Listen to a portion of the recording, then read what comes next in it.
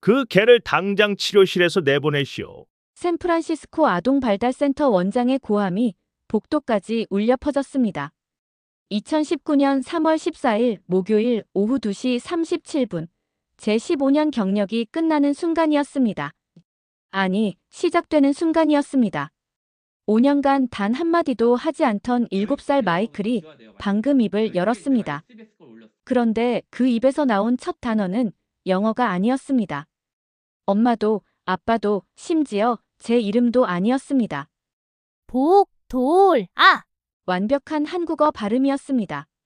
제 앞에는 한국에서 온 진돗개 한 마리가 꼬리를 흔들고 있었고, 복도에는 동양 미신이라 비난하던 학부모들이 서 있었습니다. 동료들은 제가 미쳤다고 수군거렸고, 이사회는 제 면허 정지를 검토 중이었습니다. 그런데 저는 방금 의학적으로 불가능한 일을 목격했습니다. 어떻게 개 한 마리가 최첨단 치료법도 실패한 아이를 변화시켰을까요? 왜 하필 한국 진돗개였을까요? 그리고 그 첫 단어는 왜 한국어여야 했을까요? 지금부터 그 믿을 수 없는 6개월간의 기록을 공개합니다. 경고합니다. 이 이야기는 당신이 알던 모든 상식을 뒤집을 것입니다. 제니퍼는 스탠포드에서 언어병리학 석사를 받고 87명의 자폐 아동을 담당해왔다. 그중 71명이 의미 있는 발달을 이뤘지만 마이클 앤더슨은 달랐다. 2014년 가을 처음 만난 2살 마이클은 실리콘밸리 엔지니어 부부의 아들로 전형적인 자폐 스펙트럼 장애를 보였다. 5년간 모든 치료법을 시도했다. 주 20시간의 ABA 치료, 수백 장의 PCS 그림카드, 음악치료, 미술치료, 감각통합치료까지. 센터의 모든 전문가가 투입됐지만 마이클의 세계는 여전히 닫혀 있었다.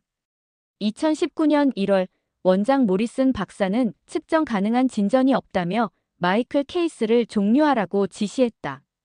제니퍼는 2주만 더 시간을 달라고 했지만 사실 아무 계획도 없었다. 운명의 만남은 2월 5일 센터 주차장에서 일어났다. 한국인 김민준이 데리고 온 흰 진돗개를 본 마이클이 5년 만에 처음으로 스스로 걸음을 멈췄다. 그리고 5초간 시선을 고정했다. 마이클이 무언가에 그렇게 오래 집중한 것은 처음이었다. 복돌이라는 이름의 그 진돗개 앞에서 마이클은 놀라운 변화를 보였다. 제니퍼의 손을 뿌리치고 개를 향해 한 발짝 나아갔고 생애 처음으로 스스로 다른 존재에게 손을 뻗었다. 첫 정식 세션에서 복돌이는 천천히 마이클에게 다가가 50cm 지점에서 멈춰 앉았다. 마이클의 손이 복돌이를 만지자 그의 입가에 5년 만에 처음으로 미소가 번졌다. 하지만 학부모 대표 캐롤은 센터에 개를 데려오는 것은 무책임한 실험이라며 이사회에 문제를 제기했다. 이사회는 승인 없이 동물을 투입한 것은 규정 위반이라며 즉시 중단하라고 명령했다. 제니퍼는 센터 시설을 사용하지 않고 개인 시간에 자비로 진행하겠다고 선언했다. 그것은 자신의 커리어를 거는 일이었지만 의학적으로 불가능한 일을 목격한 이상 포기할 수 없었다. 세 번째 세션에서 마이클은 현관문이 열리자마자 달려 나왔다. 5년 만에 처음으로 누군가를 보려고 달린 것이었다. 그리고 복돌이를 안았다. 세션이 끝날 무렵 마이클은 의돌 이라는 작은 소리를 냈다. 네 번째 세션에서는 더욱 놀라운 일이 벌어졌다. 마이클이 멜트다운 직전 증상을 보이자 복돌이가 순식간에 마이클 앞으로 가서 몸을 기댔다. 복돌이는 마이클의 변화를 미리 감지한 것처럼 보였다. 다섯 번째 세션에서 마이클은 이라고 두 음절을 연결했다. 여섯 번째 세션에서는 복돌이와 5초 이상 눈을 맞췄고 복돌이, 좋아 라는 명확한 두 단어 문장을 말했다. 7년간 누구와도 눈 맞추지 않던 아이가 처음으로 감정을 표현한 순간이었다. 그러나 4월에 김민준으로부터 비자가 한 달 후 만료된다는 긴급 전화가 왔다. 5월 15일까지 한국으로 돌아가야 한다는 것이었다. 마이클에게서 복돌이를 떼어놓는다는 것은 상상할 수 없는 일이었다. 학부모 비상총회에서 수자는 떨리는 목소리로 말했다. 7년간 단 한마디도 못했던 아이가 이제 우리와 이야기를 나누고 사랑한다고 말한다고. 그것은 기적이라고. 마이클은 작은 목소리로 복돌이가 어디 있냐고 물었고 몇몇 학부모들의 눈에 눈물이 맺혔다. 희망은 스탠포드 의대의 로드리게스 박사로부터 왔다. 8주 만에 이 정도 진전은 30년간 본 적이 없다며 김민준을 연구팀 동물 행동 전문가로 초청해 5원 비자를 받을 수 있게 하겠다는 제안이었다. 김민준의 이력서를 정리하며 제니퍼는 처음 알았다. 그는 서울대 수의학과 출신으로 진돗개 행동 연구로 석사 학위를 받은 전문가였고 복돌이는 그가 구조한 유기견이었다. 5월 8일 오전 마침내 5원 비자가 승인됐다. 김민주는 마이클과 눈높이를 맞추며 계속 여기 있을 거라고 복돌이도 계속 있을 거라고 말했다. 마이클은 복돌이를 세게 껴안으며 큰 소리로 웃었다. 13번째 세션에서 마이클은 말했다. 복돌아, 너를 만나서 정말 좋았어. 너 없었으면 나 슬펐을 거야. 고마워. 11단어로 이루어진 이 문장에는 과거 시제, 가정법, 감사 표현이 모두 담겨 있었다.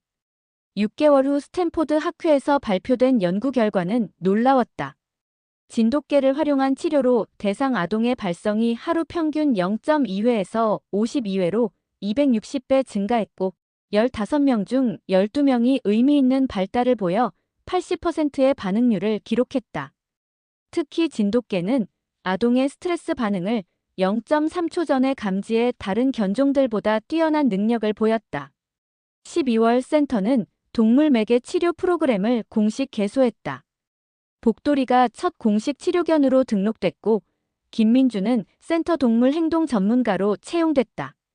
한때 반대했던 캐롤의 딸 에밀리도 6년 만에 처음으로 말문을 열었다.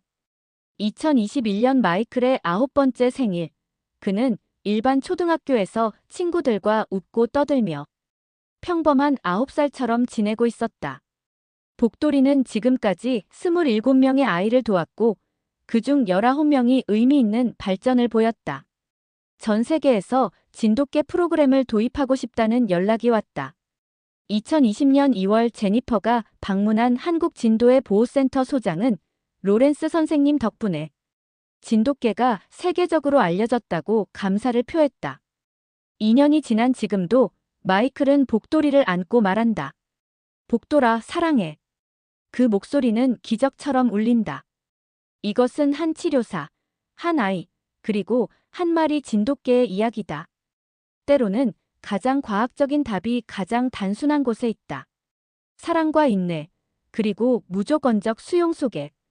복돌이는 마이클에게 말을 가르친 게 아니라 사랑을 가르쳤고 세상과 연결되는 법을 보여줬다.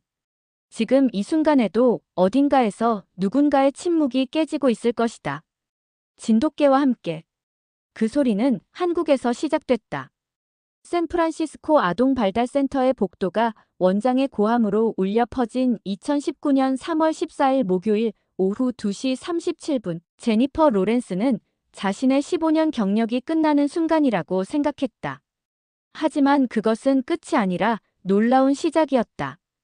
5년간 단 한마디도 하지 못했던 7살 마이클 앤더슨이 막 입을 열었는데 그 첫 단어는 영어가 아니었다. 엄마도 아빠도 아닌 완벽한 한국어 발음의 복돌아였다. 그 앞에는 하얀 진돗개 한 마리가 꼬리를 흔들고 있었고 복도에는 동양 미신이라며 비난하던 학부모들이 서 있었다. 동료들은 그녀가 미쳤다고 수군거렸고 이사회는 면허 정지를 검토 중이었다. 그러나 제니퍼는 방금 의학적으로 불가능한 일을 목격했다. 제니퍼 로렌스는 샌프란시스코 아동발달센터에서 15년째 언어치료사로 일하고 있었다. 스탠포드 대학원에서 언어병리학 석사를 받고 2004년 이 분야에 발을 들인 이후 자폐 스펙트럼 장애를 가진 87명의 아이들을 담당했고 그중 71명이 의미 있는 언어 발달을 이뤘다. 업계에서는 꽤 괜찮은 성공률이라고 평가받았지만 마이클 앤더슨이라는 7살 남자아이 앞에서 그녀의 모든 경력은 무용지물이었다. 마이클을 처음 만난 것은 2014년 가을이었다. 당시 2살이었던 마이클은 눈맞춤이 전혀 없었고 자기 이름을 불러도 반응하지 않았다. 부모인 데이비드와 수잔 앤더슨 부부는 실리콘밸리에서 일하는 엔지니어들로 마이클의 증상을 일찍 알아차리고 최고의 치료를 받게 하려고 제니퍼를 찾아왔다. 제니퍼는 자신했다. 조기 개입이 얼마나 중요한지 알고 있었고 마이클처럼 어린 나이에 치료를 시작하면 충분히 좋은 결과를 낼 수 있다고 믿었다. 첫 해에는 ABA 치료를 집중적으로 진행했다. 응용 행동 분석이라는 이 방법은 자폐 아동 치료의 골드 스탠다드로 불리는 기법이었다. 주 20시간씩 1년 내내 쉬지 않고 진행했지만 마이클은 변하지 않았다. 두 번째 해에는 PCS를 도입했다. 그림 카드를 이용한 의사소통 훈련으로 말을 못하는 아이들이 그림으로라도 자기 의사를 표현하게 만드는 방법이었다. 수백 장의 카드를 만들고 매일 2시간씩 훈련했지만 마이클은 카드를 쳐다보지도 않았다. 세 번째 해부터는 음악치료, 미술치료, 감각통합치료를 병행했다. 센터에 모든 전문가들이 투입되었다. 작업치료사, 물리치료사, 심리학자까지 팀을 꾸려서 마이클만을 위한 맞춤 프로그램을 짰지만 마이클의 세계는 여전히 닫혀 있었다. 그는 하루 종일 같은 자세로 앉아서 자기 손가락만 쳐다봤다. 가끔 의미 없는 소리를 냈지만 그것은 언어가 아니라 그냥 입에서 나는 진동일 뿐이었다. 제니퍼가 그의 이름을 부르거나 노래를 불러주거나 그가 좋아할 만한 것들을 보여줘도 마이클의 눈동자에는 아무것도 비치지 않았다. 마치 투명한 벽 뒤에 갇힌 것 같았다. 2018년 여름 마이클이 6살이 되었을 때 제니퍼는 처음으로 부모님께 솔직하게 말했다. 더 이상 진전을 기대하기 어려울 것 같다고, 다른 전문가를 알아보는 것이 나을 수도 있다고. 수잔이 제니퍼의 손을 꽉 잡았던 기억이 생생했다. 그녀의 손은 얼음장처럼 차가웠고 눈물을 참으며 선생님이 마지막 희망이라고, 제발 포기하지 말아달라고 간청했다. 제니퍼는 계속했지만 내면에서는 무언가가 부서지고 있었다.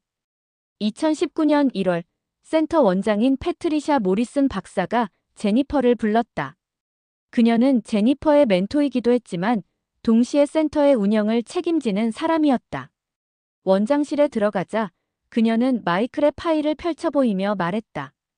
5년간 주 3회 세션, 총 780시간의 치료 기록이 있지만 측정 가능한 진전이 없다고. 보험사에서도 더 이상 비용을 지불하지 않겠다는 통보가 왔다고. 제니퍼, 당신이 최선을 다한 것은 알지만 현실을 받아들여야 한다며 마이클 케이스를 종료하라고 지시했다. 제니퍼는 2주만 더 시간을 달라고 했다. 새로운 접근법을 시도해보고 싶다고, 뭔가 돌파구를 찾을 수 있을 것 같다고 말했지만 그것은 거짓말이었다. 사실 아무 계획도 없었다. 그날 밤 집에 돌아와서 마이클의 파일을 다시 들여다봤다. 5년간의 기록들, 수백 페이지의 관찰 노트들, 그래프들, 평가서들. 그 모든 것이 실패의 증거였다. 언어치료사로서, 아니 인간으로서 한계를 느꼈다. 운명의 순간은 2019년 2월 5일 화요일 오후 센터 주차장에서 찾아왔다. 마이클과 세션을 마치고 나오는데 옆차에서 한국인으로 보이는 남자가 큰 흰 개를 데리고 내리고 있었다. 중형견 정도 크기의 그 개는 새하얀 털에 뾰족한 귀를 가지고 있었고 꼬리가 등 위로 말려 올라간 것이 늑대 같기도 하고 여우 같기도 한 독특한 외모였다. 제니퍼는 별 생각 없이 지나치려 했는데 그 순간 손을 잡고 있던 마이클이 갑자기 멈춰섰다. 5년 만에 처음이었다. 마이클이 스스로 걸음을 멈춘 것이. 제니퍼는 깜짝 놀라 마이클을 내려다봤고 자신의 눈을 의심했다. 마이클이 그 흰 개를 쳐다보고 있었다. 그냥 쳐다보는 것이 아니라 시선을 고정하고 있었다. 1초, 2초, 3초, 4초, 5초. 마이클 앤더슨이 5초 동안 무언가에 집중한 것은 제니퍼가 아는 한 처음이었다. 그 개의 주인인 한국인 남자가 그들을 보고 미소 지으며 다가왔다. 그는 서툰 영어로 자신의 이름이 김민준이고 센터에서 일하는 작업치료사의 룸메이트라고 소개했다. 오늘 친구 차를 빌려서 왔는데 걔를 데리고 온 것에 대해 미안해했다. 제니퍼는 괜찮다고 말하면서도 마이클에게서 눈을 떼지 못했다. 마이클은 여전히 그 개를 응시하고 있었다. 김민준이 아이가 개를 좋아하는 것 같다고 말했을 때 제니퍼는 대답할 수가 없었다. 마이클이 무엇을 좋아하는지 싫어하는지 5년 동안 한 번도 확인한 적이 없었기 때문이다.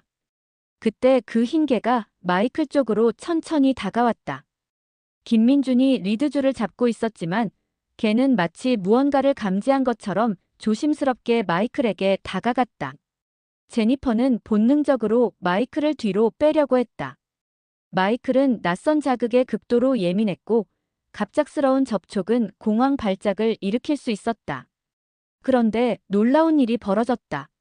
마이클이 제니퍼의 손을 뿌리쳤다. 그리고는 그 개를 향해 한 발짝 앞으로 나아갔다. 제니퍼의 심장이 멈추는 것 같았다. 그 흰 개는 마이클 앞에서 조용히 앉았다. 짖지도 않고 꼬리를 흔들지도 않고 그냥 마이클을 올려다보며 앉아 있었다. 마치 기다리고 있다는 듯이. 마이클과 개가 서로를 바라보는 시간이 흘렀다. 10초, 20초, 30초. 김민준이 조심스럽게 말했다. 이 개 이름은 복돌이고 한국에서 데려온 진돗개라고. 사람을 아주 잘 따르고 영리한 개라고. 제니퍼는 그때 처음 알았다.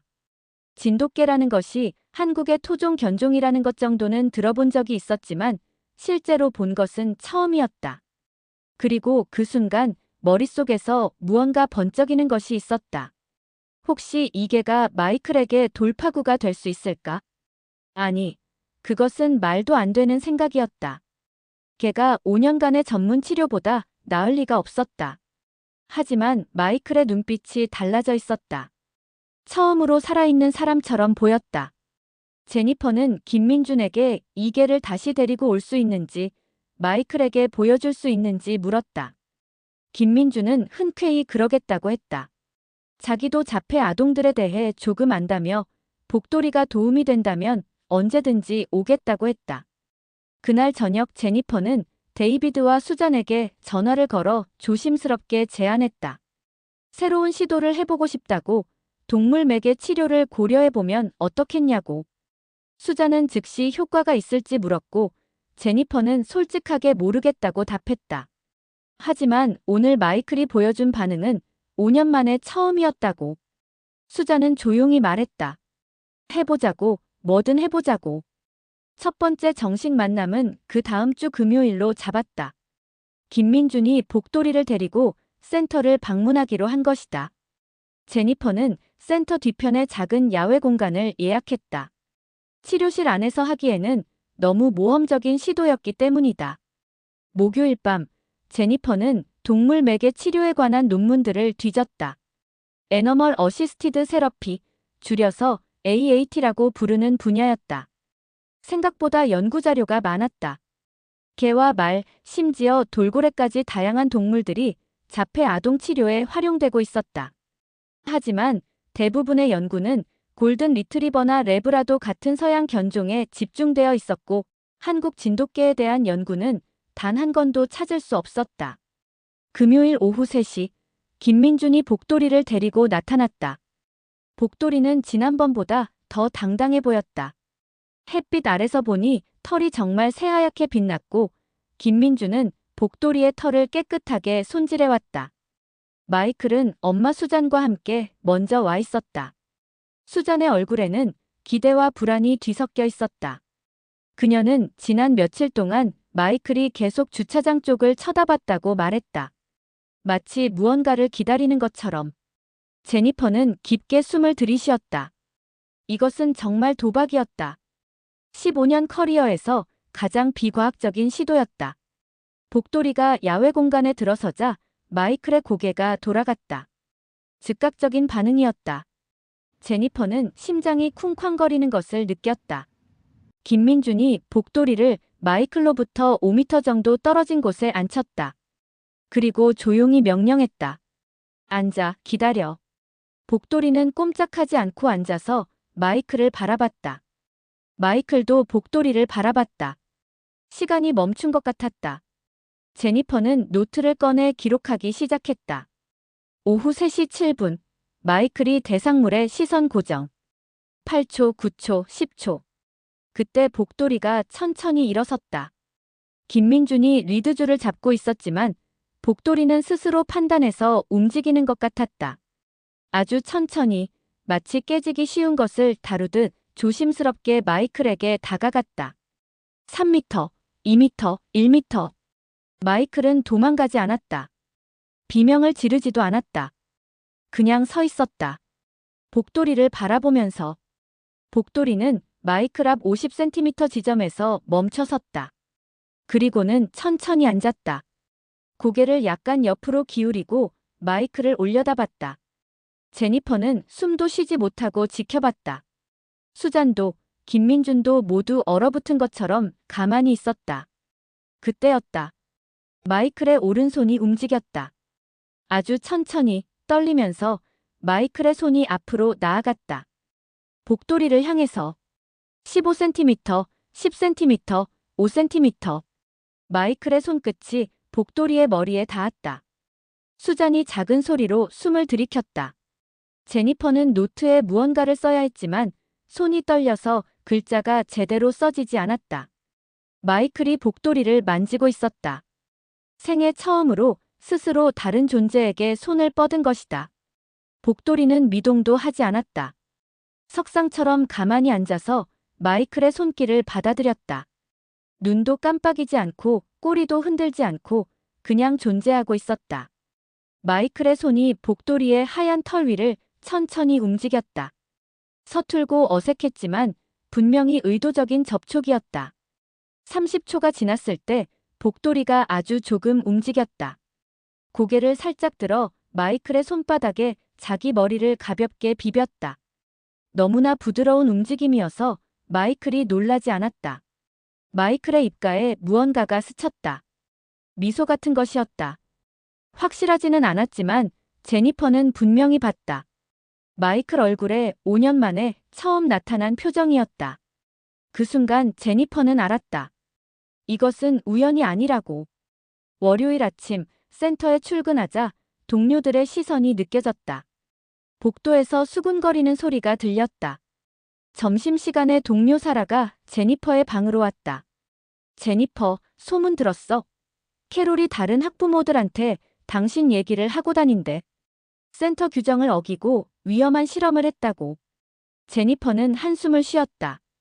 화요일에 학부모 대표 캐롤 워커가 제니퍼의 치료실로 찾아왔다. 캐롤은 센터에서 가장 목소리 큰 학부모였다. 그녀의 딸 에밀리도 자폐 진단을 받았고 센터에서 치료를 받고 있었다. 캐롤은 팔짱을 끼고 제니퍼의 책상 앞에 섰다. 그녀의 눈빛은 날카로웠다. 로렌스 선생님, 제가 들은 게 사실인가요? 여기 센터에 개를 데리고 온다고요? 제니퍼는 차분하게 설명했다. 동물 매개 치료는 검증된 방법이라고, 많은 연구가 효과를 입증했다고. 캐롤이 코웃음을 쳤다. 개요? 대형견이요? 여기는 취약한 아이들이 모인 곳이에요. 혹시라도 사고가 나면 어떡하려고요? 그리고 들었는데 아시아에서 온 개라던데 광견병 검사는 받았나요? 제니퍼는 복돌이가 모든 예방접종을 완료했다고, 김민준 씨가 서류를 다 준비했다고 말했지만 캐롤은 만족하지 않았다. 이것은 무책임한 실험이고 우리 아이들을 실험 대상으로 쓰는 것이라며 이사회에 정식으로 문제를 제기할 것이라고 선언하고 나갔다. 수요일 오전, 이사회 긴급회의가 소집되었다. 회의실에 들어서자 이미 10명 정도가 앉아 있었다. 센터 원장 모리슨 박사, 이사회 의장 로버츠, 학부모 대표 캐롤 워커, 그리고 법무팀 변호사까지. 분위기가 무거웠다. 로버츠가 회의를 시작했다. 로렌스 선생님, 우리가 오늘 모인 이유는 당신이 진행 중인 비승인 치료 프로그램 때문입니다. 센터 규정상 모든 새로운 치료법은 이사회의 사전 승인이 필요합니다. 동물을 치료에 투입하는 것은 더욱 그렇고요. 제니퍼는 자리에서 일어나 준비한 자료를 나눠줬다. 이사회 여러분, 제가 진행하는 프로그램은 즉흥적인 실험이 아닙니다. 동물 매개 치료는 이미 수많은 연구로 검증된 방법입니다. UCLA의 2015년 연구, 스탠포드의 2017년 연구, 하버드 의대의 최신 메타 분석까지 하나씩 설명했다. 캐롤이 손을 들었다. 그 연구들은 전부 골든 리트리버나 레브라도 같은 검증된 견종에 대한 것이잖아요. 로렌스 선생님이 데려온 것은 한국개예요. 진돗개라고 하던가요? 그게 안전하다는 보장이 어디 있나요? 법무팀 변호사가 끼어들었다. 로렌스 선생님, 워커 여사의 지적이 타당합니다. 센터는 법적 책임 문제에서 자유로울 수 없어요. 동물 관련 사고가 발생하면 우리는 막대한 소송에 직면하게 됩니다. 로버츠가 제니퍼의 말을 끊었다. 문제는 당신이 이사회 승인 없이 프로그램을 시작했다는 것입니다. 이것은 절차상 명백한 위반입니다. 제니퍼는 할 말을 잃었다. 절차적으로는 그의 말이 맞았다. 이사회의 결정은 명확합니다. 이 프로그램은 즉시 중단되어야 합니다. 제니퍼의 심장이 덜컥 내려앉았다. 잠깐만요. 적어도 마이클의 부모님 의견은 들어보셨나요? 그들은 이 치료를 원하고 있어요. 법무팀 변호사가 서류를 펼쳤다. 로렌스 선생님, 이사회의 결정을 존중해 주시기 바랍니다. 만약 계속 진행하신다면 센터는 당신과의 계약 해지를 검토할 수밖에 없습니다. 그 말은 해고를 의미했다. 제니퍼는 숨을 깊이 들이쉬었다. 15년간 쌓아온 커리어가 눈앞에서 무너지고 있었다. 알겠습니다. 센터 시설을 이용하지 않겠습니다. 대신 제 개인 시간에 센터 밖에서 이 치료를 계속하겠습니다. 마이클의 부모님이 동의한다면 제가 자비로 진행할 것입니다. 모리슨 박사가 놀란 표정으로 제니퍼를 봤다. 제니퍼, 그것은 당신 커리어를 거는 것입니다. 만약 문제가 생기면 센터는 당신을 보호할 수 없어요. 제니퍼는 고개를 끄덕였다. 알아요. 하지만 저는 의학적으로 불가능한 일을 목격했어요. 그것을 포기할 수는 없어요. 회의는 그렇게 끝났다. 세 번째 세션은 금요일의 센터가 아닌 마이클의 집 마당에서 진행되었다. 데이비드와 수잔이 깨끗하게 정리한 넓은 잔디밭이었다.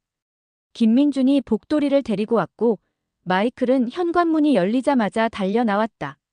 5년 만에 처음으로 마이클이 누군가를 보기 위해 달린 것이었다. 복돌이도 마이클을 보자 꼬리를 흔들었다. 그리고는 마이클 앞에 앉아서 기다렸다. 마이클이 복돌이를 안았다. 서툴고 어색했지만 분명한 포옹이었다. 수잔이 울음을 터뜨렸다. 데이비드는 휴대폰으로 그제 시도죽의 속순간을 촬영하고 있었다. 제니퍼는 노트에 적었다. 세 번째 세션, 자발적 포옹 행동 최초 관찰, 소요시간 1분 42초. 그날 세션이 끝날 무렵 마이클이 복돌이의 얼굴을 쳐다보며 작은 소리를 냈다. 으오. 불완전했지만 분명히 무언가를 말하려는 시도였다. 김민준이 제니퍼에게 속삭였다. 선생님, 복돌이 이름을 부르려는 것 같아요. 다음 순간 마이클의 입에서 나온 소리는 더 명확했다. 으돌. 복돌이가 귀를 쫑긋 세웠다. 마치 자기 이름을 알아듣는 것처럼. 네 번째 세션에서 놀라운 일이 벌어졌다. 마이클과 복돌이가 공놀이를 하던 중 복돌이가 갑자기 멈춰 섰다. 귀를 쫑긋 세우고 마이클을 응시했다. 제니퍼는 처음에 무슨 일인가 싶었는데 곧 이유를 알았다. 마이클의 표정이 바뀌고 있었다. 갑자기 불안해 보였고 손을 떨기 시작했으며 호흡이 빨라졌다. 멜트다운 직전 증상이었다. 자폐 아동들이 감각 과부하나 불안으로 인해 겪는 극심한 공황 상태였다. 수잔도 알아차렸다. 그녀가 다급하게 마이클에게 다가가려 했지만 복돌이가 더 빨랐다. 복돌이는 순식간에 마이클 앞으로 가서 마이클의 다리에 자기 몸을 기댔다. 그리고는 가만히 서 있었다. 마치 괜찮아. 내가 여기 있어 라고 말하는 것처럼. 마이클의 떨림이 조금씩 잦아들었다. 그는 본능적으로 복돌이를 안았고 복돌이는 꼼짝하지 않고 마이클의 체중을 받쳐줬다. 2분이 지났을 때 마이클의 호흡이 정상으로 돌아왔다. 멜트다운이 일어나지 않은 것이다. 김민준이 놀란 표정으로 말했다. 선생님, 복돌이가 무언가를 감지한 것 같아요. 마이클의 변화를 제가 알아채기도 전에 복돌이가 먼저 반응했어요. 제니퍼는 노트에 빠르게 기록했다. 걔가 아동의 생리적 변화를 0.3초 전에 감지, 예방적 개입 성공. 이것은 학계에 보고해야 할 중요한 발견이었다. 5번째 세션은 더욱 놀라웠다. 마이클이 복돌이를 보자마자 입을 열었다. 돌, 보돌. 불완전했지만 음절이 명확했다. 복돌이를 부르려는 시도였다. 복돌이가 즉시 반응했다. 꼬리를 흔들며 마이클에게 달려갔다. 그날 세션에서 제니퍼는 체계적인 발화 훈련을 시작했다. 복돌이를 매개로 한 언어 자극이었다. 복돌이야, 이리 와. 제니퍼가 천천히 말했다. 복돌이가 제니퍼에게 왔다. 그러자 마이클이 집중했다. 마이클아, 복돌이 불러볼까? 돌, 마이클이 제니퍼의 입모양을 쳐다봤다. 그리고 입을 움직였다. 돌. 두 음절이 연결되었다. 완벽하지는 않았지만 분명한 단어였다. 6번째 세션에서는 더 큰 진전이 있었다. 마이클이 복돌이의 얼굴을 양손으로 감쌌다. 그리고 복돌이 눈을 똑바로 쳐다봤다. 눈맞춤이었다.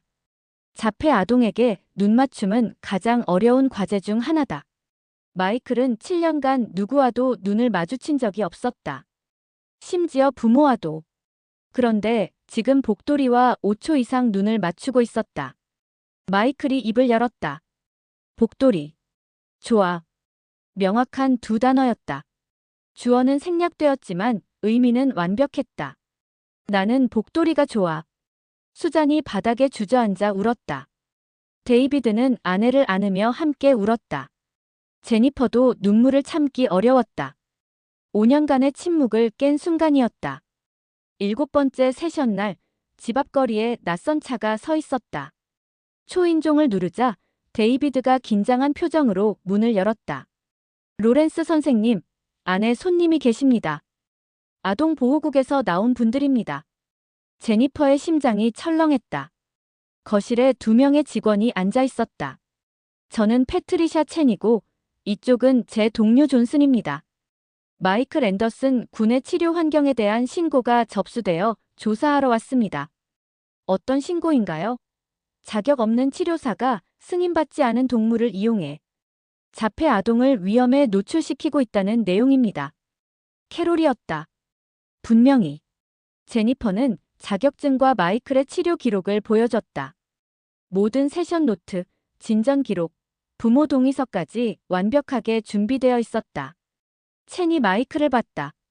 마이클은 복돌이 옆에 앉아서 복돌이를 쓰다듬고 있었다. 마이클, 내 이름이 뭐니? 마이클이 고개를 들었다. 그리고 명확하게 대답했다. 마이클. 복돌이 좋아. 첸과 존슨이 눈을 마주쳤다. 수잔이 떨리는 목소리로 말했다. 우리 아들이 말을 하기 시작한 지 이제 6주밖에 안 되었어요. 7년간 한마디도 못했는데요. 첸이 서류를 정리하며 말했다. 우려할 만한 상황은 보이지 않습니다. 오히려 아동이 매우 안정적이고 행복해 보입니다. 계속 진행하셔도 좋을 것 같습니다. 8번째 세션에서 마이클은 3단어 문장을 만들었다. 복돌이 공 놀자. 동사가 포함된 첫 문장이었다. 9번째 세션에서는 복돌이 배고파? 라고 물었다. 의문문이었다. 언어 발달의 속도가 놀라웠다. 일반적으로 자폐 아동이 이 정도 수준에 도달하려면 몇 년이 걸리는데 마이클은 2달 만에 해낸 것이다. 10번째 세션에서 충격적인 일이 벌어졌다. 마이클이 제니퍼를 보며 말했다. 선생님, 고마워요. 복돌이 데려와줘서. 완전한 문장이었다. 그리고 처음으로 제니퍼를 선생님이라고 불렀다. 제니퍼는 그 자리에서 울음을 터뜨렸다. 5년간 자신의 이름조차 인식하지 못하던 아이가 이제 감사를 표현하고 있었다. 그러나 4월 둘째 주 월요일, 김민준에게서 긴급 전화가 왔다. 선생님, 큰일 났어요. 제 비자가 한 달 후에 만료됩니다. 연장 신청이 거부되었어요. 제니퍼의 머릿속이 하얘졌다. 무슨 말씀이세요? 왜 거부되었어요? 제가 여기 온 것은 어학연수 비자였어요. F-1 비자입니다. 그런데 학교를 졸업하고 나서 일자리를 구하지 못했어요. 5월 15일까지 한국으로 돌아가야 한다고 합니다. 복돌이도 데려가야 하나요? 당연히요. 복돌이는 제 개니까요. 마이클에게서 복돌이를 떼어놓는다는 것은 상상할 수 없었다. 제니퍼는 즉시 이민 변호사를 찾기 시작했다. 동시에 데이비드와 수잔에게 상황을 설명했다. 그들의 얼굴이 창백해졌다. 마이클이 이제 막 세상과 연결되기 시작했는데 그 연결고리를 잃는다는 것은 너무나 잔인한 일이었다. 수요일, 학부모 비상총회가 열렸다. 캐롤이 일어서서 말했다. 로렌스 선생님이 승인받지 않은 동물을 이용해 치료를 진행하고 있다는 것은 모두 아실 것입니다. 이제 그 한국인이 불법 체류자가 될 처지라고 하네요. 우리 아이들을 불법 체류자와 접촉시킬 수는 없습니다. 그때 문이 열리며 데이비드, 수잔, 그리고 마이클이 들어왔다. 수잔이 떨리는 목소리로 말했다. 여러분께 우리 아들을 소개하고 싶습니다. 이 아이는 7년간 단 한마디도 하지 못했어요. 우리는 절망했고 모든 희망을 잃었죠. 그런데 로렌스 선생님과 복돌이를 만난 후 우리 아들이 돌아왔어요. 마이클이 고개를 들었다. 그리고 작은 목소리로 말했다. 복돌이. 어디 있어요? 몇몇 학부모들의 눈에 눈물이 맺혔다. 한 아버지가 일어섰다. 제 아들도 자폐증이 있습니다. 만약 개 한 마리가 제 아이에게 말을 할 수 있게 해준다면 저는 뭐든 할 것입니다. 다른 학부모들도 하나둘 고개를 끄덕였다. 목요일 오전, 제니퍼는 스탠포드 의대에 전화를 걸었다. 소아정신과 과장과 통화하고 싶다고 했다. 비서가 묻자 마이클 앤더슨 케이스에 대해 상의하고 싶다고 답했다. 30분 후 전화가 왔다. 스탠포드 의대의 에밀리 로드리게스 박사입니다. 마이클 앤더슨 케이스에 대해 듣고 연락드렸습니다. 어떻게 아셨나요? 데이비드 앤더슨 씨가 저에게 연락했습니다. 8주 만에 이 정도 진전은 제가 30년간 본 적이 없어요. 혹시 이 케이스를 공식적으로 연구해 볼 의향이 있으신가요? 정말이세요? 물론이죠. 다만 김민준 씨의 비자 문제가 있다고 들었는데 스탠포드 의대는 연구 목적으로 외국인 전문가를 초청할 수 있습니다. O-1 비자입니다. 만약 김민준 씨를 우리 연구팀의 동물 행동 전문가로 초청한다면 가능할 것입니다. 희망이 보였다. 제니퍼는 즉시 김민준의 이력서를 요청했다. 그의 배경을 처음 제대로 알게 되었다. 김민준은 서울대학교에서 수의학을 전공했고 진돗개 행동 연구로 석사 학위를 받았다. 한국에서 3년간 동물보호소에서 일하며 유기견 재활 프로그램을 운영했었다. 복돌이도 그가 구조한 유기견 중 하나였다. 왜 이것을 진작 말씀 안 하셨어요? 미국에서는 제 학위가 인정받지 못해요. 한국 수의학 석사가 뭐 대단한가 싶어서요. 대단해요. 엄청나게요. 이것이 O-1 비자의 핵심입니다. 제니퍼는 밤새 서류를 준비했다. 김민준의 연구 논문들을 번역하고 마이클의 케이스 스터디를 정리하고 동영상 자료를 편집했다. 5월 1일, 이민국 인터뷰가 있었다. 김민준은 정장을 입고 나타났다. 복돌이도 함께였다. 이민관이 물었다.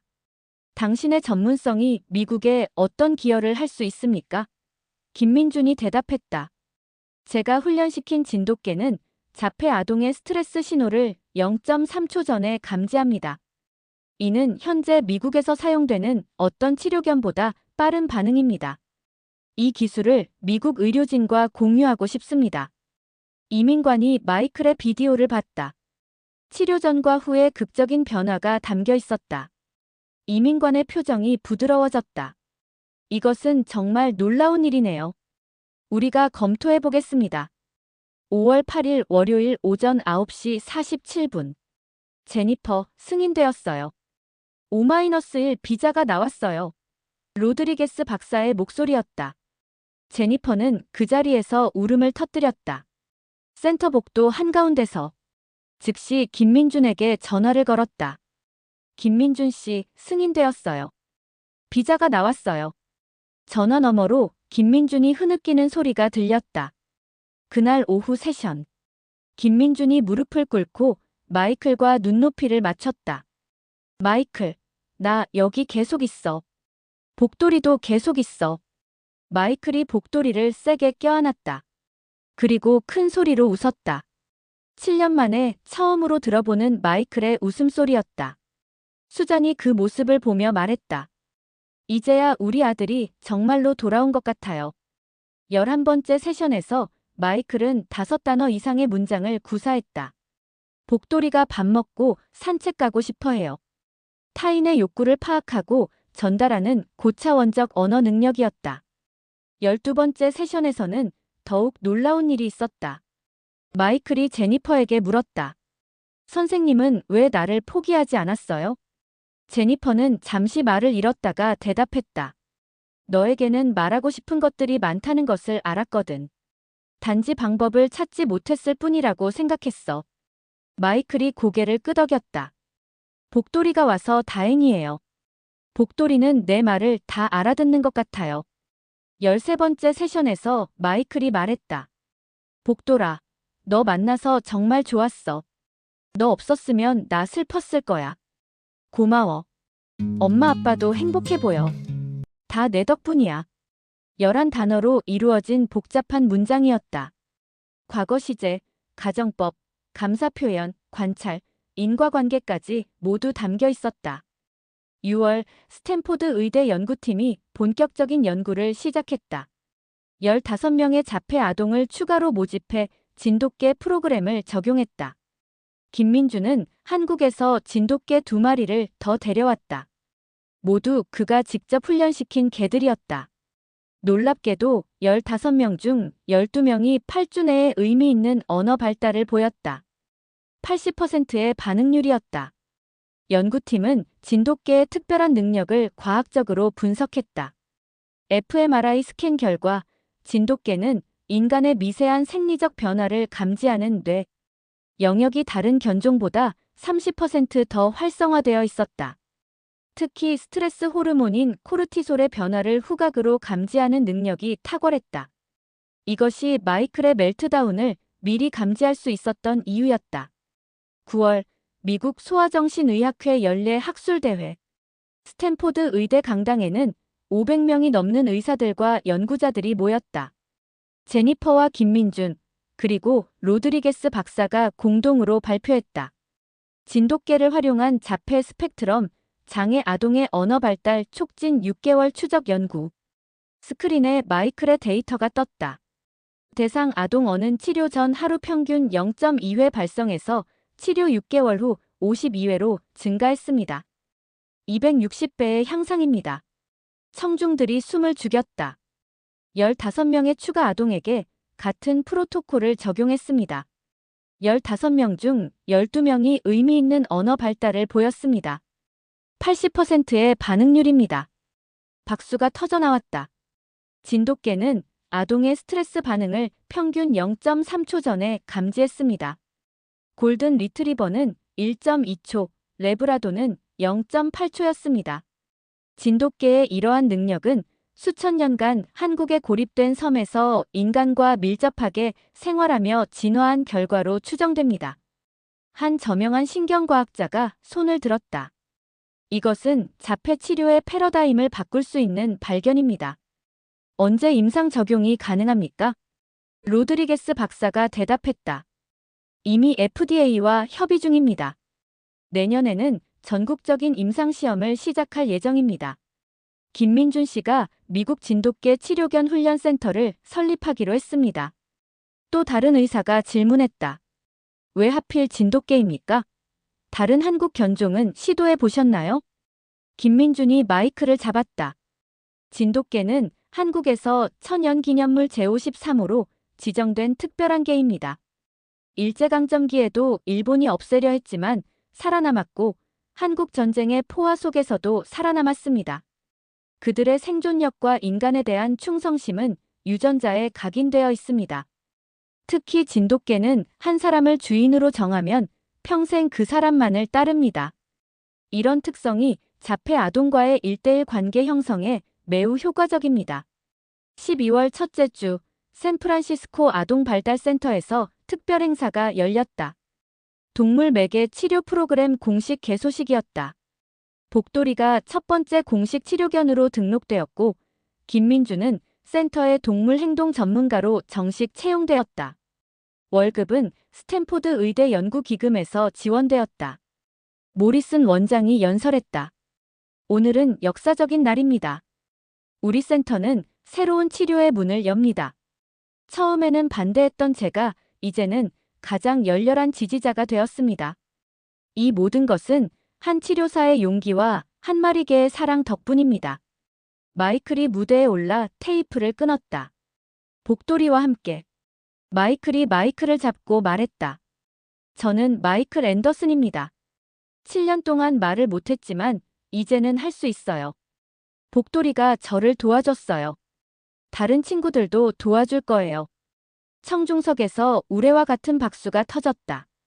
캐롤이 딸 에밀리의 손을 잡고 제니퍼에게 다가왔다. 에밀리가 수줍게 말했다. 선생님, 고마워요. 복돌이 좋아요. 캐롤의 눈에 눈물이 맺혔다. 지난주에 에밀리가 처음으로 저를 엄마라고 불렀어요. 6년 만입니다. 제가 틀렸어요. 정말 죄송합니다. 그리고 감사합니다. 2020년 2월, 제니퍼는 한국을 방문했다. 진도에 있는 진돗개 보호센터의 초청이었다. 비행기에서 내려 진도대교를 건너는 순간 가슴이 뭉클해졌다. 이 작은 섬이 기적의 시작점이었다. 보호센터에는 수백 마리의 진돗개가 있었다. 모두 유기되거나 버려진 개들이었지만 그들의 눈빛은 여전히 맑고 영리했다. 센터 소장이 말했다. 로렌스 선생님 덕분에 우리 진돗개가 세계적으로 알려졌습니다.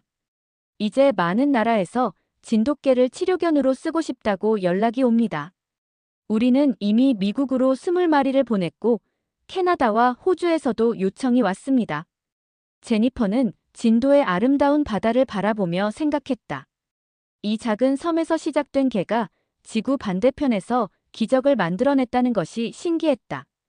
진도 초등학교를 방문했을 때 아이들이 복돌이 이야기를 알고 있었다. 한 아이가 물었다. 선생님, 복돌이가 미국 친구들을 정말로 도와주나요? 제니퍼가 답했다. 네, 복돌이는 이미 27명의 친구들이 말을 할 수 있게 도와줬어요. 아이들의 눈이 반짝였다. 우와, 우리나라 개가 정말 대단하네요. 그들의 자부심 가득한 표정을 보며 제니퍼는 미소 지었다. 2020년 4월 COVID-19 팬데믹이 시작되었다. 모든 대면 치료가 중단되었다. 하지만 마이클과 복돌이는 포기하지 않았다. 온라인으로 세션을 이어갔다. 화상으로 서로를 보며 이야기하고 마이클은 복돌이에게 하루 일과를 들려줬다. 복돌이야, 오늘 나는 온라인 수업을 들었어. 수학이 조금 어려웠지만 끝까지 했어. 내가 보고 싶어. 놀랍게도 화상 통화만으로도 마이클의 언어 능력은 계속 발전했다. 복돌이와의 정서적 연결이 이미 확고하게 형성되어 있었기 때문이다. 다른 아이들도 마찬가지였다.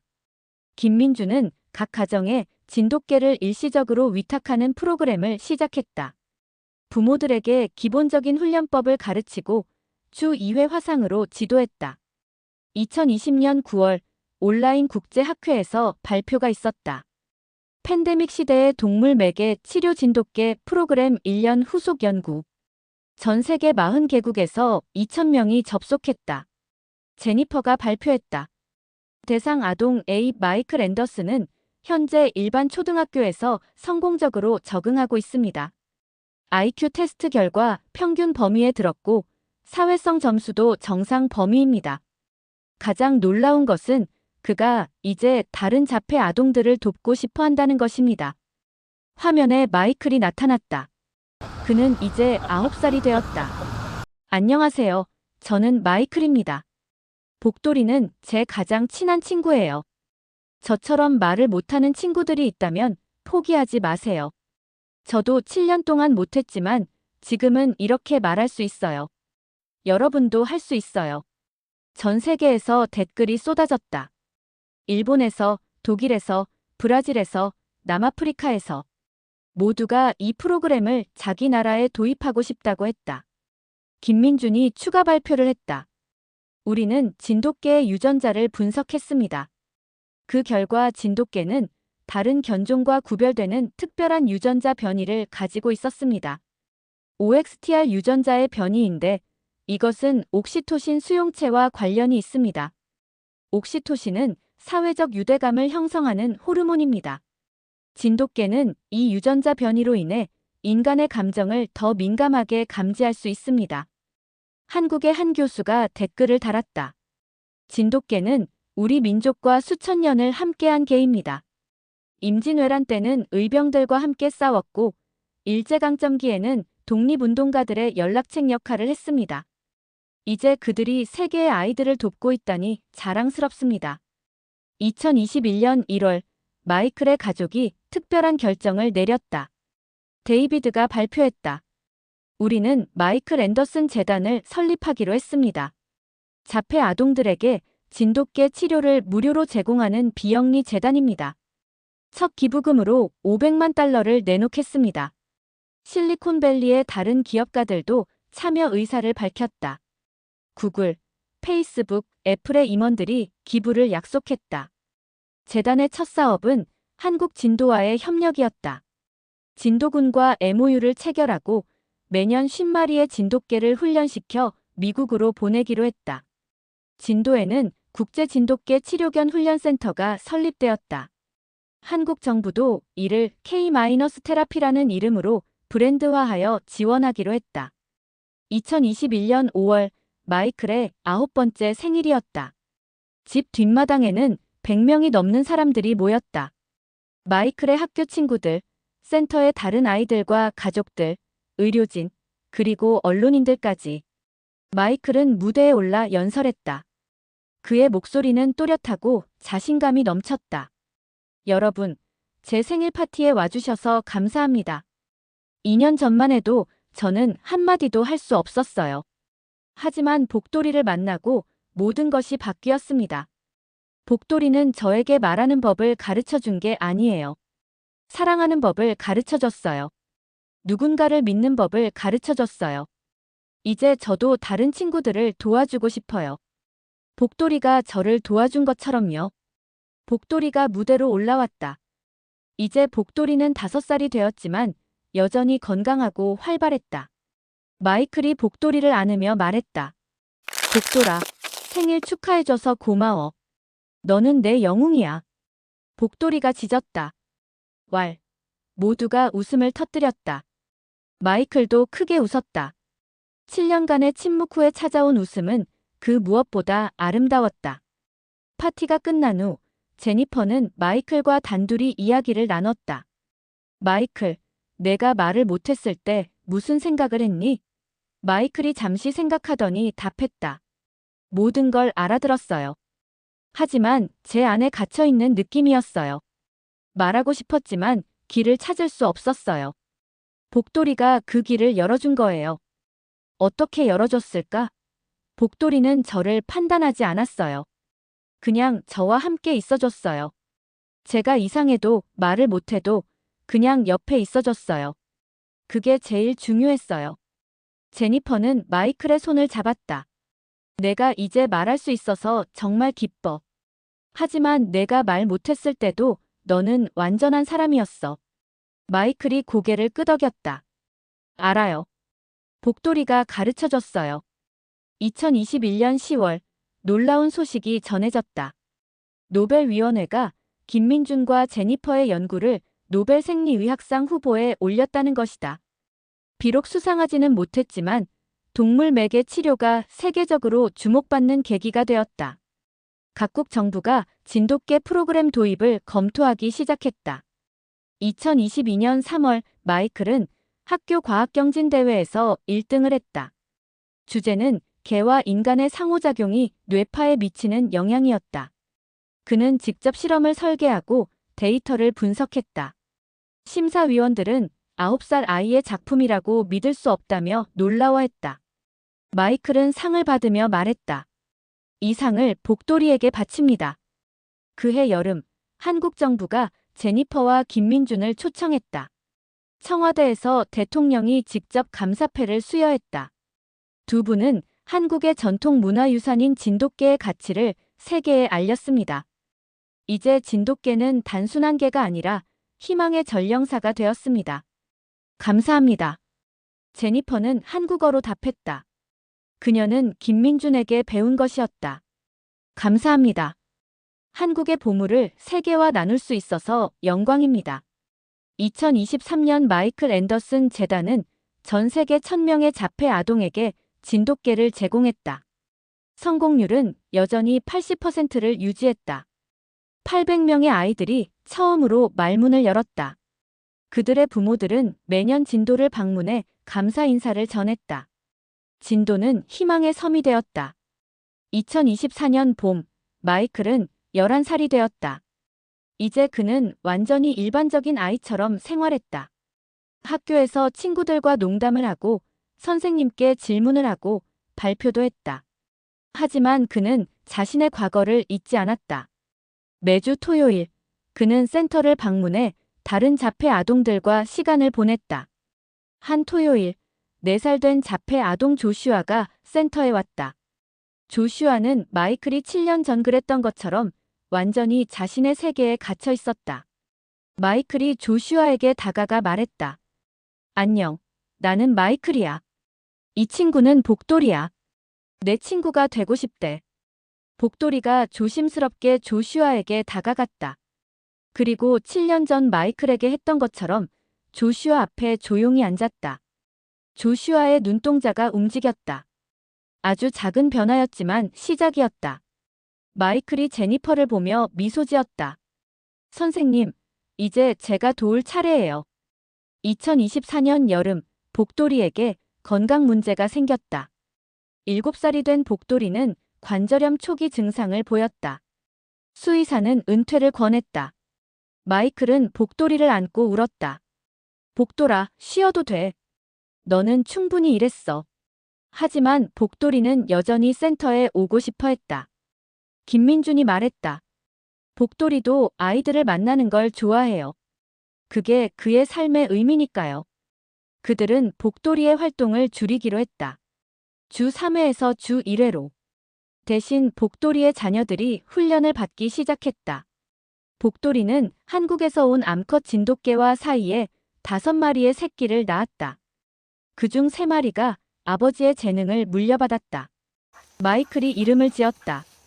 희망이, 사랑이, 기적이. 2025년 초, 제니퍼는 자서전을 출간했다. 제목은 침묵을 깬 한국의 소리였다. 책은 베스트셀러가 되었고 18개 언어로 번역되었다. 인쇄는 전액 마이클 앤더슨 재단에 기부되었다. 책의 마지막 장에 그녀는 썼다. 이것은 한 치료사, 한 아이, 그리고 한 마리 진돗개의 이야기입니다. 하지만 동시에 희망, 사랑, 그리고 포기하지 않는 용기에 관한 이야기이기도 합니다. 2019년 2월, 저는 15년 커리어의 한계에 부딪혔습니다. 한 아이를 구할 수 없다는 절망 속에 있었죠. 그런데 우연히 만난 한국에서 온 개 한 마리가 모든 것을 바꿨습니다. 복돌이는 제게 가르쳐줬습니다. 때로는 가장 과학적인 답이 가장 단순한 곳에 있다는 것을. 사랑과 인내, 그리고 무조건적 수용 속에. 마이클은 제게 보여줬습니다.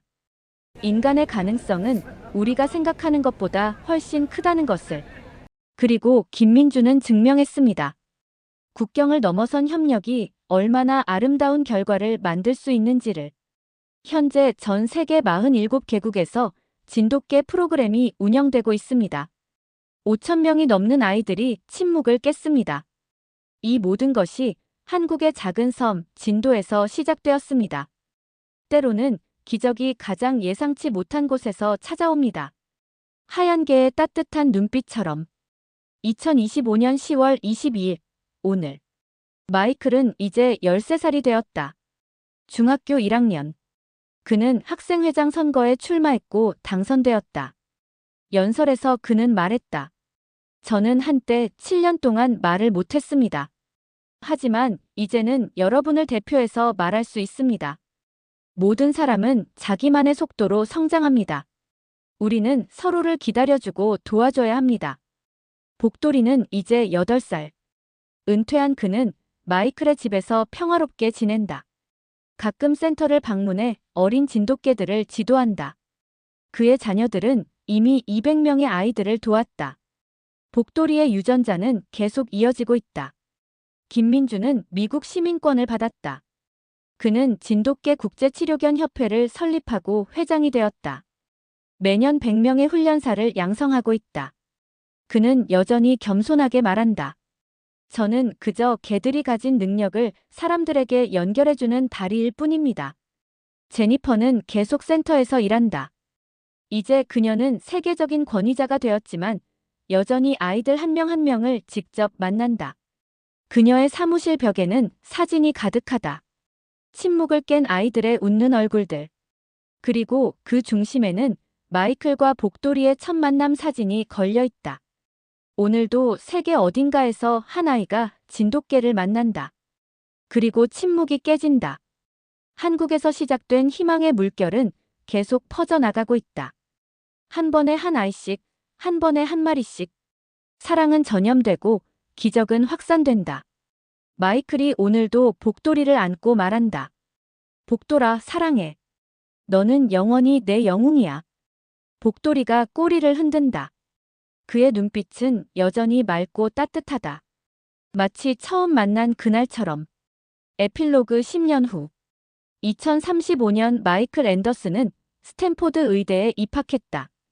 23살의 청년이 된 그는 소아정신과 의사가 되기로 결심했다.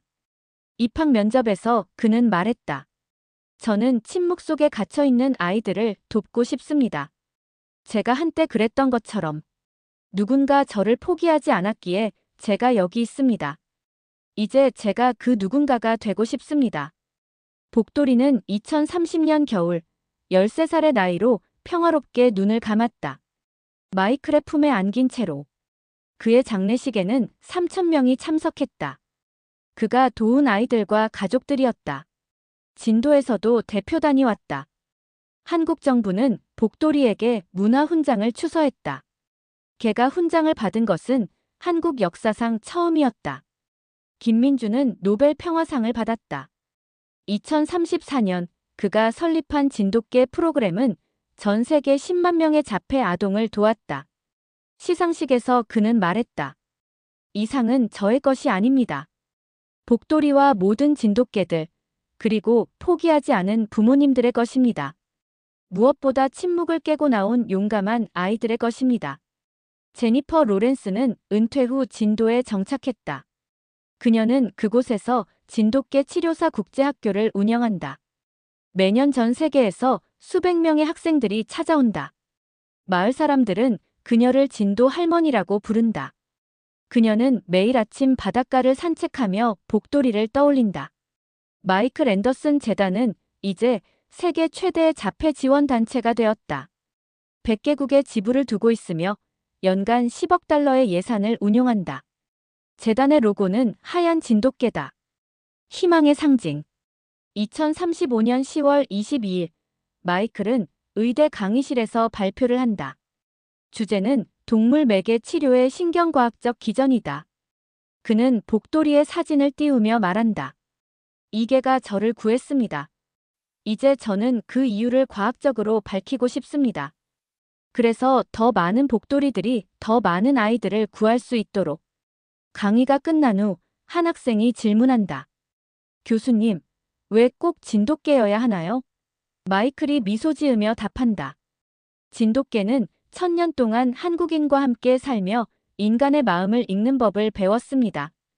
그들은 충성심과 공감 능력이 유전자에 새겨져 있어요. 하지만 가장 중요한 것은 그들이 조건 없이 사랑한다는 것입니다. 그것이 모든 치유의 시작입니다. 그날 밤, 마이클은 일기를 쓴다. 오늘도 복돌이를 생각했다. 그가 처음 내게 다가왔을 때 나는 두려웠다. 7년간 나를 가둔 침묵의 벽이 무너질까봐. 하지만 복돌이는 서두르지 않았다. 그저 옆에 있어줬다. 내가 준비될 때까지 기다렸다. 그것이 사랑이었다. 이제 나도 의사가 되어 아이들을 만난다. 그들의 침묵을 마주할 때마다 복돌이를 떠올린다. 서두르지 말자. 기다리자. 사랑하자. 그들이 준비될 때까지. 복돌이는 나에게 말을 가르친 것이 아니다. 세상과 연결되는 법을 가르쳤다. 이제 내가 그 연결고리가 되고 싶다. 한 번에 한 아이씩. 감사합니다, 복돌이. 감사합니다, 대한민국. 당신들이 준 선물을 이제 제가 세상에 전하겠습니다. 마지막 문장을 쓰고 마이클은 창밖을 본다. 캘리포니아의 밤하늘에 별이 빛난다. 그중 가장 밝은 별 하나가 반짝인다. 마이클은 속삭인다. 복돌아, 보고 있니? 나 잘하고 있지? 바람이 불어온다. 따뜻한 바람. 마치 대답처럼. 이야기는 끝나지 않는다. 어딘가에서 또 다른 마이클이 또 다른 복돌이를 만날 것이다. 그리고 침묵이 깨질 것이다. 한국에서 시작된 이 기적의 물결은 영원히 계속될 것이다. 사랑은 말이 필요 없다. 하지만 사랑은 말을 가능하게 한다. 복돌이가 증명했듯이, 진돗개가 보여줬듯이, 한국이 세상에 선물했듯이. 이 이야기는 샌프란시스코에 거주하는 제니퍼 로렌스의 실제 경험을 바탕으로 재구성되었습니다. 여러분의 생각은 어떠신가요? 댓글로 남겨주세요. 오늘 이야기가 감동적이었다면 구독과 좋아요 부탁드립니다. 여러분의 응원이 더 좋은 콘텐츠를 만드는데 큰 힘이 됩니다.